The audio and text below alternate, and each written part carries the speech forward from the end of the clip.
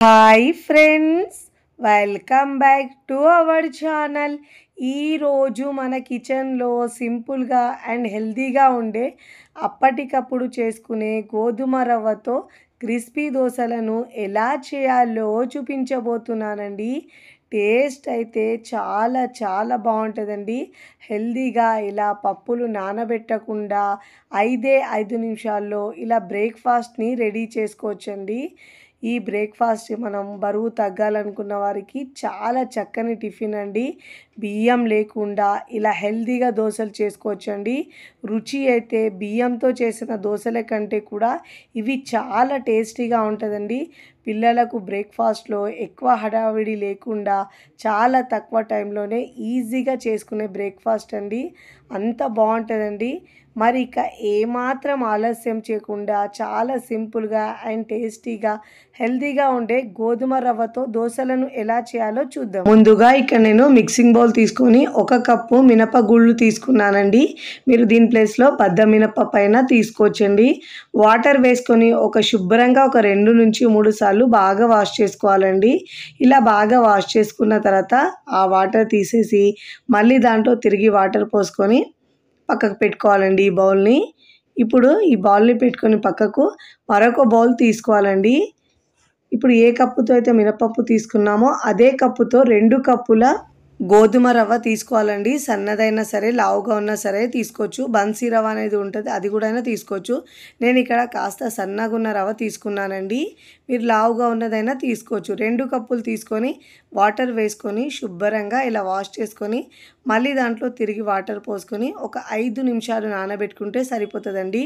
అంతకంటే ఎక్కువ నానబెట్టే అవసరం ఉండదు. మూత పెట్టేసి 5 నిమిషాల పాటు నానబెట్టుకోవాలి. ఇక్కడ నేను 5 నిమిషాలు మాత్రమే నానబెట్టుకున్నానండి. టైం లేకపోతే 5 నిమిషాలు నానబెట్టుకోవచ్చు. ఒకవేళ టైం ఉంటే 2 గంటలు నానబెట్టుకున్నా సరిపోతుందండి. నేను ఇక్కడ 5 నిమిషాలు నానబెట్టుకున్న తర్వాత చూపిస్తున్నాను. మిక్సీ జార్ తీసుకొని ముందుగా మనము మినప్పప్పును గ్రైండ్ చేసుకోవాలండి. నానబెట్టుకున్న మినపప్పును గ్రైండ్ చేసుకోవాలి. మెత్తగా గ్రైండ్ చేసుకోవాలండి. వాటర్ వేసుకొని వీలైనంత వరకు మెత్తగా గ్రైండ్ చేసుకోవాలి. చూడండి, ఇలా మెత్తగా గ్రైండ్ చేసుకున్న తర్వాత ముందుగా నానబెట్టుకున్న గోధుమ రవ్వ కొద్దిగా వేసుకోవాలండి. జార్ పెద్దగా ఉంటే మొత్తమైనా వేసుకోవచ్చు. నేనైతే ఇక్కడ సగం వరకు వేసుకున్నాను. ఇప్పుడు దీంట్లో కొద్దిగా వాటర్ యాడ్ చేసుకోవాలి. బ్యాటర్ని మరీ పల్చగా కాకుండా చూసుకుంటూ మీడియంగా మనం దోశ పిండికి అయితే ఎలా బ్యాటర్ రెడీ చేసుకుంటామో అదే విధంగా రెడీ చేసుకోవాలండి. వాటర్ ఎక్కువ వేస్తే బ్యాటర్ పల్చగా అయిపోతుందండి. ఇప్పుడు మెత్తగా గ్రైండ్ చేసుకొని వీలైనంత వరకు మెత్తగా గ్రైండ్ చేసుకొని మిక్సింగ్ బౌల్లోకి వేసుకోవాలి పిండిని. ఇదే విధంగా మిగతా పిండి మొత్తం గ్రైండ్ చేసుకొని ఇదే బౌల్లోకి వేసుకోవాలండి. ఇప్పుడు దీంట్లో రుచికి సరిపోయినంత ఉప్పు వేసుకోవాలండి. నేను ఇక్కడ రాక్ సాల్ట్ వేసుకుంటున్నానండి. మీరు నార్మల్గా వైట్ సాల్ట్ అయినా వేసుకోవచ్చు. ఇప్పుడు దీంట్లో షుగర్ 1/2 టీ స్పూన్ వేసుకోవాలండి. షుగర్ వేసుకోవడం వల్ల తీపిదనం ఏమీ రాదు, దోశలకు కలర్ మంచిగా వస్తుందండి. ఇప్పుడు ఇక్కడ మనం ఇన్స్టెంట్గా చేస్తున్నాం కాబట్టి 1/4 టీ స్పూన్ దాకా వంట సోడా వేసుకోవాలి. వేసుకొని ఇలా బాగా మిక్స్ చేసుకోవాలండి. ఇలా మిక్స్ చేసుకుంటే పిండి బాగా పులిచి దోశలు బాగా వస్తాయండి. ఫస్ట్ టైం నా ఛానల్ చూస్తున్న వాళ్ళు ప్లీజ్ నా ఛానల్ని సబ్స్క్రైబ్ చేసుకోండి, లైక్ చేయండి, పక్కనున్న బెల్ ఐకాన్ని ప్రెస్ చేయండి. ఇలా ప్రెస్ చేయడం వల్ల నేను పెట్టే వీడియో నోటిఫికేషన్ ముందుగా మీ హోమ్ పేజ్కి వస్తాయండి. ఇప్పుడు ఇలా సోడా, ఉప్పు అదంతా వేసుకున్న తర్వాత పిండిని బాగా మిక్స్ చేసుకోవాలండి. చూడండి, వీడియోలో చూపించిన విధంగా పిండి కన్సిస్టెన్సీ ఇలా ఉండాలండి. మనం రెగ్యులర్గా చేసుకునే దోశ పిండి ఎలా ఉంటుందో కన్సిస్టెన్సీ అదే విధంగా ఉండాలండి. ఇప్పుడు ఇలా పిండిని బాగా మిక్స్ చేసుకున్న తర్వాత స్టవ్ మీద పెనం పెట్టుకొని బాగా వేడి చేసుకున్న తర్వాత ఇలా వాటర్ చిలకరించి టిష్యూ పేపర్ లేదంటే క్లాత్తో తుడుచుకోవాలండి. ప్రతిసారి దోశ వేసినప్పుడు ఇలా వాటర్ వేసుకొని తుడుచుకుంటే దోశలు చాలా బాగా వస్తాయండి.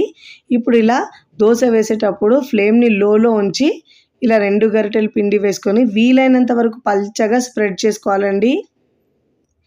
మీకు సాఫ్ట్ దోశలు కావాలంటే కాస్త లావుగా వేసుకోవాలండి. క్రిస్పీగా కావాలంటే పల్చగా వేసుకోవాలి. పైన తడి ఆరిన తర్వాత 1/2 టీ స్పూన్ దాకా ఆయిల్ వేసుకోవాలండి. వేసుకొని అన్ని వైపులో మంచిగా గోల్డెన్ కలర్ వచ్చే వరకు కాల్చుకొని ఫోల్డ్ చేసుకొని ప్లేట్లోకి తీసుకోవాలి. చాలా క్రిస్పీగా టేస్టీగా బాగుంటుందండి. మీకు కావాలంటే ఆలు స్టఫ్తో అయినా మసాలా దోశ అయినా వేసుకోవచ్చు. ఇప్పుడు ప్లేట్లోకి సర్వ్ చేసుకోవాలండి. నేను ఇక్కడ మరొకటి వేసి చూపిస్తున్నాను. ప్రతిసారి దోశ వేసినప్పుడు ఇలా మీరు వాటర్తో తుడుచుకున్న తర్వాతనే దోశ వేసుకోవాలండి. ఇలా వేసుకున్న తర్వాత మళ్ళీ దీనిపై నుంచి ఆయిల్ వేసుకొని మంచి కలర్ వచ్చిన తర్వాత ఫోల్డ్ చేసుకొని ప్లేట్లోకి తీసుకోవాలి. నేను ఇక్కడ దోశలు వేసుకున్న తర్వాత సర్వింగ్ ప్లేట్లోకి సర్వ్ చేసుకుంటున్నానండి. చూస్తుంటేనే ఎప్పుడెప్పుడు తినాలనిపిస్తాయండి. అంత టేస్టీగా చాలా బాగుంటుందండి. బియ్యం వేసి చేసే దోశల కంటే కూడా ఈ దోశలు అయితే చాలా టేస్టీగా ఉంటాయండి. చాలా కమ్మగా ఉంటాయండి. ఒక్కసారి రుచి చూస్తే ప్రతిసారి ఇదే విధంగా చేసుకుంటారండి. అంత టేస్టీగా ఉంటాయి. నేనైతే ఇక్కడ పల్లీ చట్నీతో సర్వ్ చేస్తున్నానండి. మీకు నచ్చిన చట్నీతో సర్వ్ చేసుకోవచ్చు. ఈ పల్లీ చట్నీతో ఆనియన్ పెట్టుకొని తింటే రుచి అయితే ఆహా అనాల్సిందండి. అంత బాగుంటుంది. మీరు కూడా తప్పకుండా చాలా టేస్టీగా ఉండే ఈ ఇన్స్టెంట్ దోశను ఒక్కసారి ట్రై చేయండి. ట్రై చేసి ఎలా కుదిరిందో కామెంట్ ద్వారా తెలియచేయండి. ఈ దోశల్ని మనం బ్రేక్ఫాస్ట్లోకైనా లేదంటే డిన్నర్లోకైనా ఈజీగా చేసుకోవచ్చండి. ఎక్కువ హడావిడి లేకుండా చాలా తక్కువ టైంలో ఈజీగా చేసుకునే బ్రేక్ఫాస్ట్ అండి. చూస్తుంటేనే తెలుస్తుంది ఎంత బాగా వచ్చిందో. ఈ చట్నీ ఉల్లిపాయ కాంబినేషన్ చాలా బాగుంటుందండి. వీడియో నచ్చితే లైక్ చేయండి. ఫ్రెండ్స్ ఫ్యామిలీకి షేర్ చేయండి.